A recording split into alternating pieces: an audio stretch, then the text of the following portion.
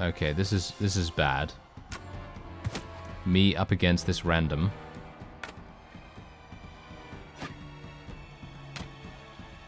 Oh, there's the other guy. No, no, no. Okay, so they're all going in. I am very worried about actually going in here, to be honest.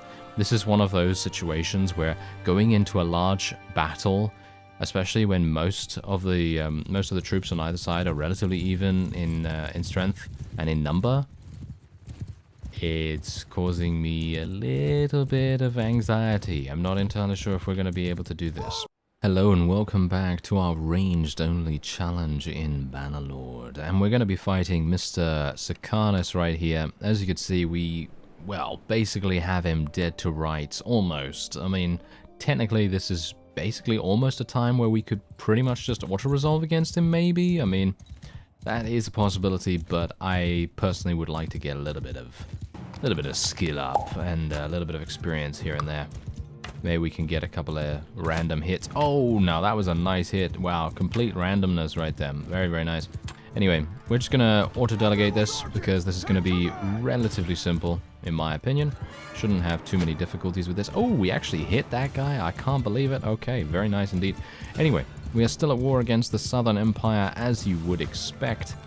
And what we're going to do, oh yes, what we're going to do is we are going to hopefully participate in a siege. Now, obviously, this provides a wealth of different challenges for me because I obviously am going to have to try and survive as best I can in an environment that is mostly suited to melee combat, amazingly enough, unless you get into a wonderful, wonderful position. Obviously, positioning is very much key in those kinds of circumstances, and especially when the enemy has a very easy time to catch up to you because you, of course, do not have a horse. Technically you do, though. I mean, you start off with a horse, but if you're wanting to actually go inside, it's going to be a little bit difficult to make that work. But anyway, I'm just going to try and get as many kills as I can against these recruits, because they are basically free experience at this point. And anytime I can maybe get some experience here and there, it is a good time. Oh yes.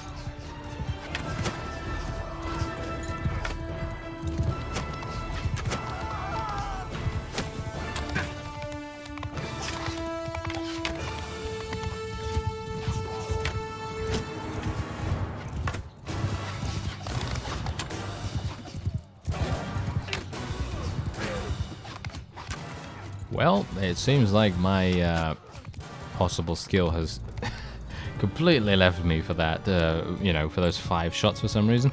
Anyway, there you go. That was not too bad. We actually lost 0 units. Can you believe that? Wow, that's actually kind of crazy.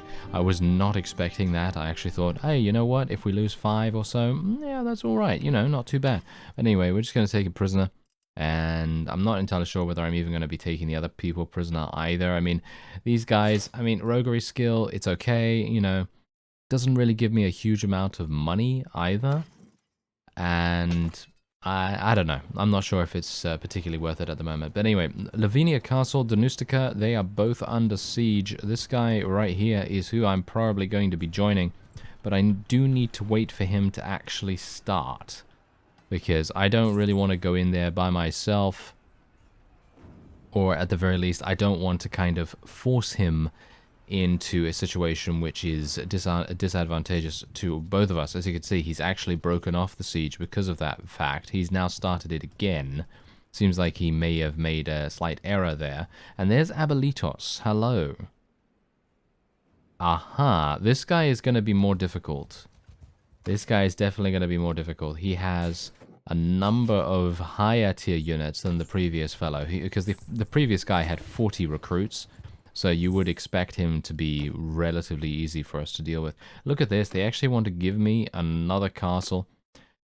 I am not entirely sure if I even want to take this, to be honest. How much am I actually making from the castle at the moment? I'm making 67. That is basically nothing. That is actually super bad. So you know what I'm going to do? I'm going to actually vote for someone else, and we're going to give it to this guy. Technically, I should have voted for this fellow because his relation with me is really, really low, and the other guy has 76 with us right now. But I'm just going to, you know, stick with that other fellow. He seems to be quite powerful at the moment, so being able to defend our, border castles is probably going to be a good thing to focus on, at least at the moment. And maybe we can give a couple of things to the other guy when it's not so important that we have a massive amount of security and indeed a relatively strong garrison where we need it. Anyway, let's just get our forces down here. I'm actually going to do a little bit of manual maneuvering here. I'm going to put my archers into a loose formation, and my infantry is obviously going to be coming down here, and then we're just going to be telling our cavalry to follow me. I'm not actually going to be leaving them on follow, because I found in very recent times, and indeed in the past as well, that putting them on follow, unless you have primarily horse archers, is just going to get them killed. Because they are just going to basically run into the enemy, and the enemy is just going to cut them down with whatever kind of polearm they have, and that's not very conducive to a good work environment. Yes, a good work environment. Anyway, let me see if I can actually do some damage here. I don't really care too much about who I hit. I literally just want to get... Oh, now that was some damage. Ouch. Okay, hello. That was not very nice of them. That was not very nice of them at all. Oh, that was a nice hit. It's a shame I didn't get a headshot right there. If I'd gotten a headshot, that would have been super amounts of experience.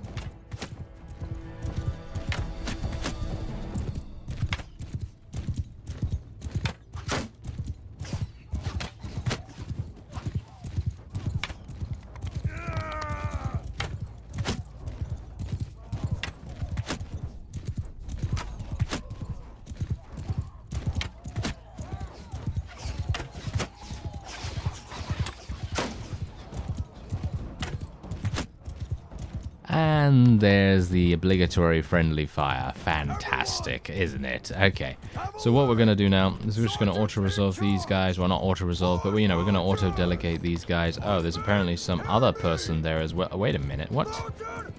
What's actually going on there? Okay, that's kind of weird. Okay, let's just auto-delegate for all of them, because apparently there's some weird 6th person or 5th person tagged. I'm not entirely sure what that is, so I'm basically just going to let them deal with themselves for the moment. And it feels to me like we haven't really lost anyone, with the exception of the guy that I shot. So that's actually kind of amazing. I think it is primarily because of the interference that we've been running ourselves. I don't want to take all the credit, because I don't think it is actually just me doing things. But I would definitely say that that is a contributor. Look at this. Zero casualties once again? I mean, this guy had a much stronger army than the previous one. So I'm actually thinking now, my confidence is growing. This is not good. Yes, if my confidence gets too large, then we're going to have some issues. Because, in that case, we're going to go into a situation where it is basically a foregone conclusion that we will lose. And I will think to myself, oh yes, we can win. For some reason, against all odds, that kind of thing. Anyway, Justina is right here. I'm going to wait for this guy to hopefully head in. I think he's probably going to head in relatively soon. I mean, it is kind of about time that he does that. And once he does, then we are going to be in a very good situation. Maybe he's just waiting for a couple of his units to sort of restore themselves or something. That could be the reason. Anyway, let's just go here. Attack her. I could technically auto-resolve, and that would be a pretty easy victory for us, but I think it's, again, just a good idea to try and level up while we are fighting slightly weaker vassals, where we don't really have to worry so much about survival, even though I did get hit for a pretty decent number in that previous fight. I'm not even entirely sure what I was hit by. It was most likely a crossbowman, I would assume.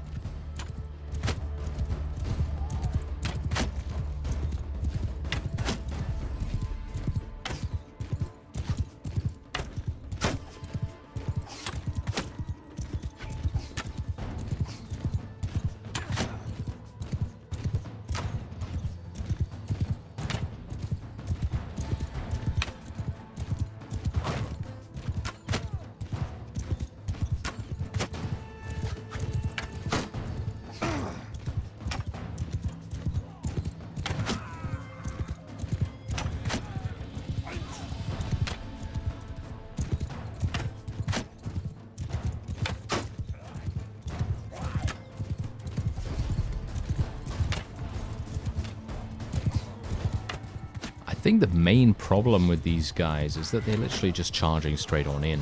That's it. They're just charging straight on in. They really don't have anything else they can do, though, because obviously my archers are just completely dominating them in every single respect. Personally, I would say that the only thing that the auto-delegate could do a little bit better is just putting the archers into a loose formation, especially in this kind of scenario where we quite clearly have the advantage in terms of numbers and everything, and being able to increase the effectiveness of the archers by spreading them out just a little bit is going to make a pretty large difference in their kill values and the damage that they're able to deal and so on. But anyway, I think we're pretty good here. I don't think we are going to have any difficulties, and I think this is the third fight where we've taken no casualties whatsoever. Can you believe that? I don't think I can, to be honest. It's only been how many episodes since we were defeated? I don't know. It's only been like, what, 5 episodes or something like that? I'm not entirely sure, but we must strike while the iron is hot. In other words, we are still at war against the Southern Empire, so we must still continue onward. We must still continue pushing our advantage and trying to eliminate as many of their vassals as possible. However, the main problem that I'm foreseeing right now is that we are more than likely going to get a situation where they are going to force through a peace declaration very, very soon. And the reason for that? Because we're taking so many of them prisoner. That's it. And I shot one of my own people. Fantastic. I was aiming for Justina, to be honest. I mean, you could see that I was obviously aiming for her, but never mind, never mind. Yeah, so the one casualty we took was because I shot the guy. Wonderful. Fantastic.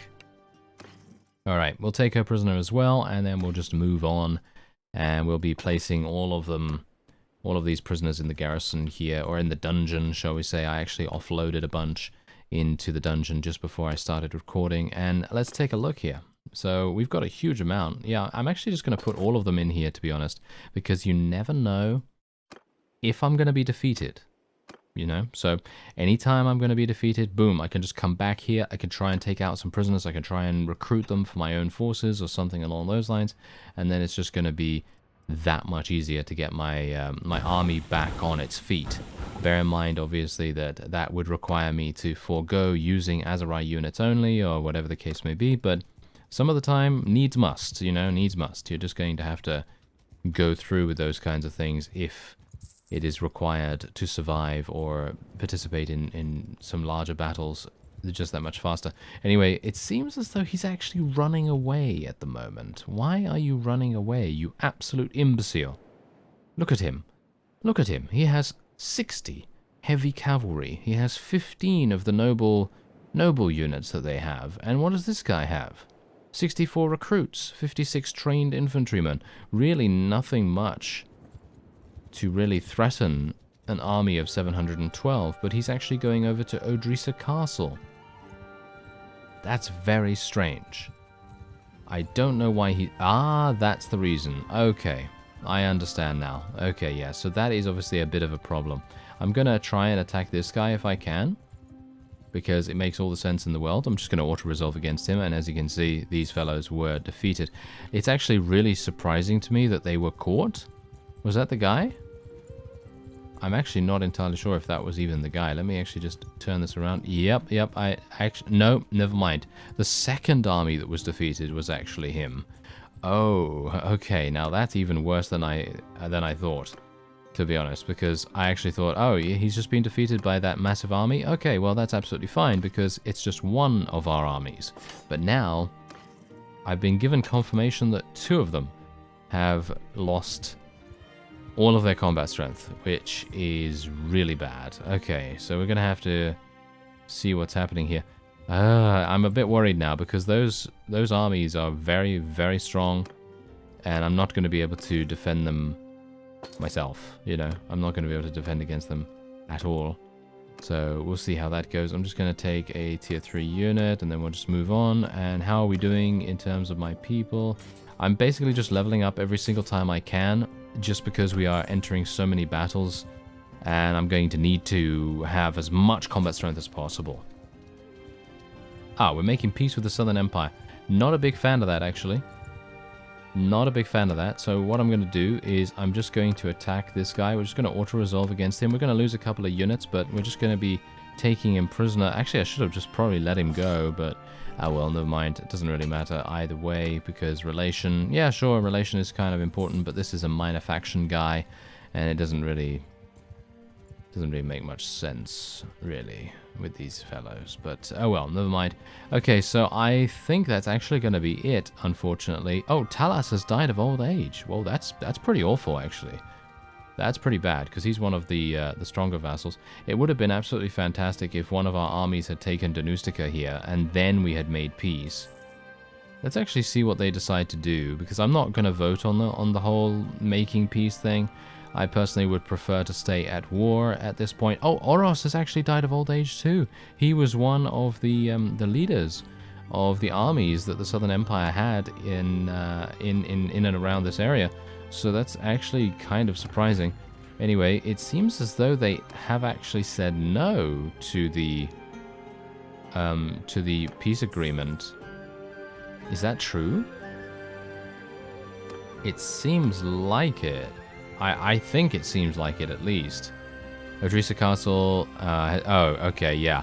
As you can see, look at this. Odrisa Castle and Melion Castle both under siege by the Khuzaits. This is just absolutely terrible. It really is. Okay, there's Razana. Come on, Razana. Kareth is here as well. Okay, fantastic. Okay, come on then. Kareth, go, go, go, go, go. Yeah. Go, go. Let's get them all. Okay, so they're all going in. I am very worried about actually going in here, to be honest. This is one of those situations where going into a large battle, especially when most of the troops on either side are relatively even in strength and in number, it's causing me a little bit of anxiety. I'm not entirely sure if we're going to be able to do this because we've had these kinds of situations before where we've gone into this. We're thinking positively. We're being like, oh yes, I think we'll probably be okay. Look at the combat strength. You know, combat strength seems pretty good. And then all of a sudden we start losing unit after unit after unit. And hopefully that's not going to happen this time. Let's just try and shoot a bunch of enemies. Might as well. Gonna try and eliminate the archers. They are going into that wonderful regular formation that we know that they love. And I can just shoot over the heads of the infantry most of the time. Maybe I can, maybe I can't. Really depends on the angle that I have. And maybe we can get some relatively easy headshots on the archers, as you can see right there. I'm getting some neck shots mostly, which is perfectly fine with me. As long as I'm able to get the killing blow, that's all that matters.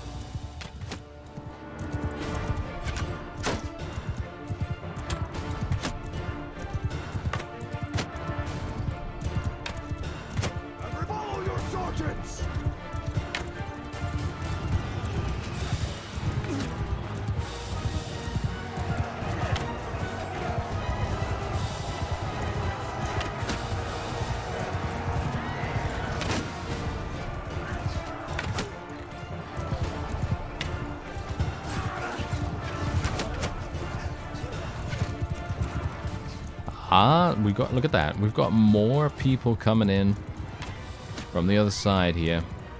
And, oh, they're mostly crossbowmen. Okay, I'm going to have to do something about them. Unfortunately, crossbowmen are relatively well protected. And not just because they are wearing chainmail for the most part, but because they have large shields on their backs. And that can actually block quite a bit of damage if you do shoot them in the back, obviously. But yeah, that can actually do quite a bit to help them survive. Oh, nice damage. Nice. Yes, that is exactly what we want to see. And now, I think we're good. I can't really see the purple of their combat strength bar at the moment, but I think it's just below half. I've got to be really careful here. My mount is basically done.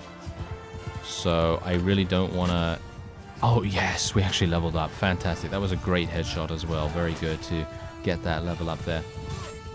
But yes, as I say, my mount is just about to go down, and I really do not want to have that happen. Maybe I can shoot this guy. Oh, never mind. Friendly fire and killed an Azrai horse. Fantastic. Definitely didn't want to do that.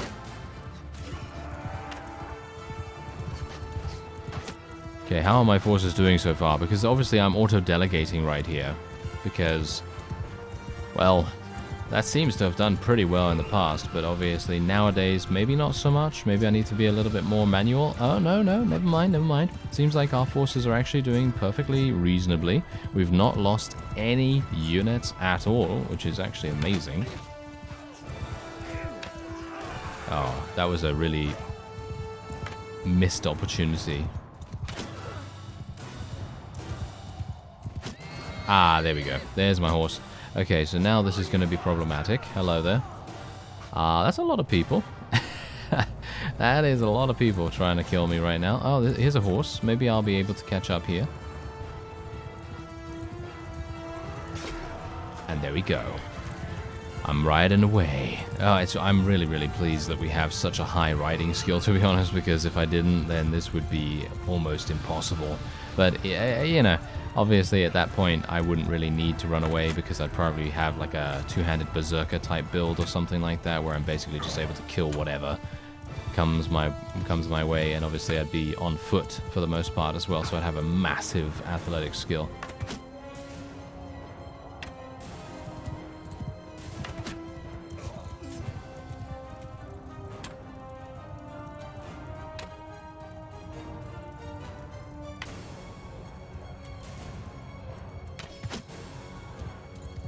Ah, well, there we go. Last arrow, and it was a headshot, so I suppose that's decent enough.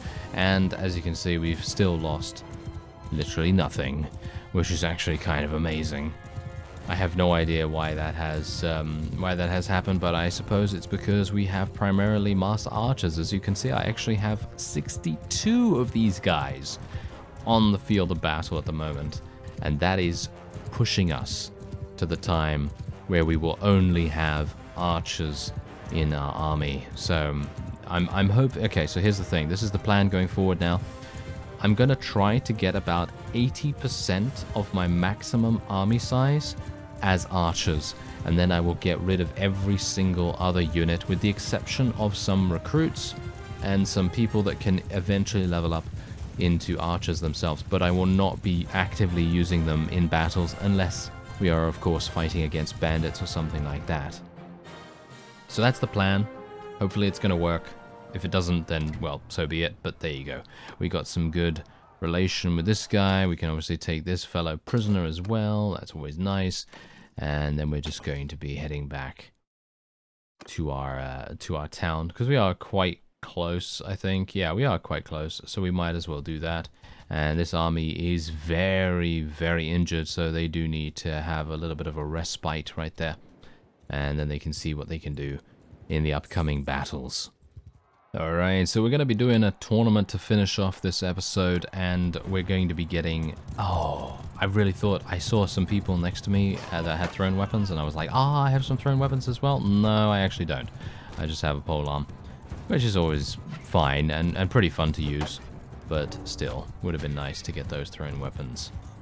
I can always pick some off the ground if I want to. Oh, now that was some damage. Ouch. Okay, yeah, this might be problematic.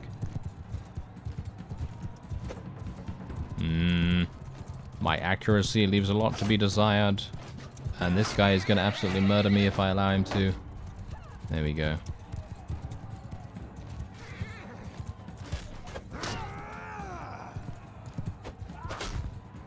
Are you serious? Look at that. My mount is literally receiving huge amounts of damage now as well. This guy is trying to focus me down. I'm actually going to unequip my shield here, because I generally think that two-handed, yeah, there we go, as you can see, two-handed is so much more effective without the shield when you're thrusting with a polearm.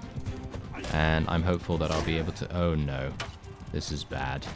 I might even just lose, to be honest. Yep, I think that's it. I'm going to skip it and see. Yep, we did actually get through. Okay, that was actually crazy. Look at that. We actually got through there. That is amazing. Oh, I got a bow. Hello there. Alright, this is actually amazing. Okay, so I can do some damage with this. Is my friend actually gonna... Oh, he actually won that. I can't believe it.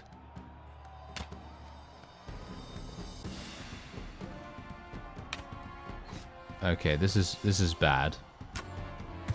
Me up against this random.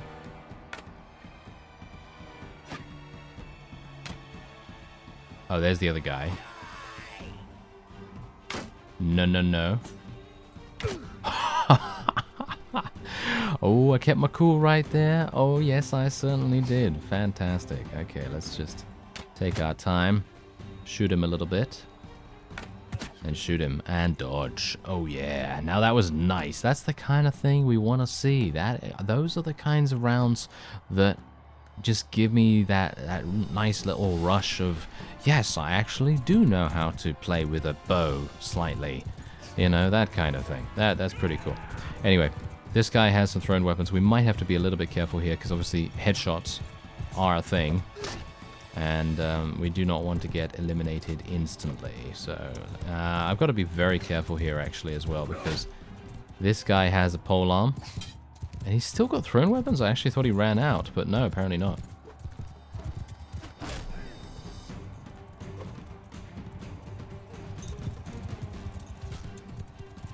It's hard to believe that this sword is actually blunt.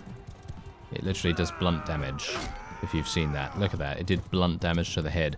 I somehow don't believe it, because it's metal, so... I don't know. I mean, I guess they could have a rounded edge or something like that, but still. You know, back in the original Warband, well, back in Warband, because you can't really say back in the original Warband, because obviously Warband is a Mount and Blade game, and there's already a predecessor to that. Anyway, point is, back in Warband, there were wooden weapons. You would use wooden weapons in tournaments, and that would actually make a whole bunch of sense for them to be blunt, you know, because obviously they're not going to really be able to cut. But this is metal, so it's a little bit strange. Anyway, there you go.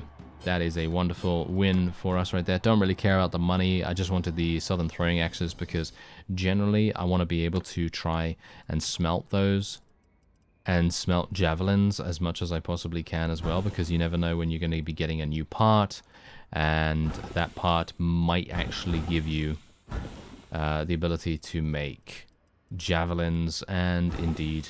Obviously, javelins are going to be super, super useful for leveling up your smithing. I really don't care about the money that is gained from the javelins, because obviously, I think someone told me actually that the pricing from smithing has actually been normalized, which is very, very cool in one of the future updates. So I'm looking forward to that. Otherwise, let's take a look at this. What do I want to go for? Well, I have 2 focus points to spend. I'm going to go for Steward, I suppose. And we should probably also go for Charm skill. I assume Charm is going to be really, really important later down the line. What about Medicine? Medicine might be useful as well. I mean, look at that. Increase heal rate by 15% when mobile in the world map. Increase heal rate by 30%. I mean, yeah, this is going to be really good. So let's go for Medicine, even though we don't really have a medic right now. I'm kind of trying to be a jack of all trades, master of none kind of build at the moment, with the exception of obviously archery and riding skill, but... hopefully that's going to work out for us in our favor. Anyway, that's actually going to be it for this episode. I thank you very much for watching, and I'll see you next time.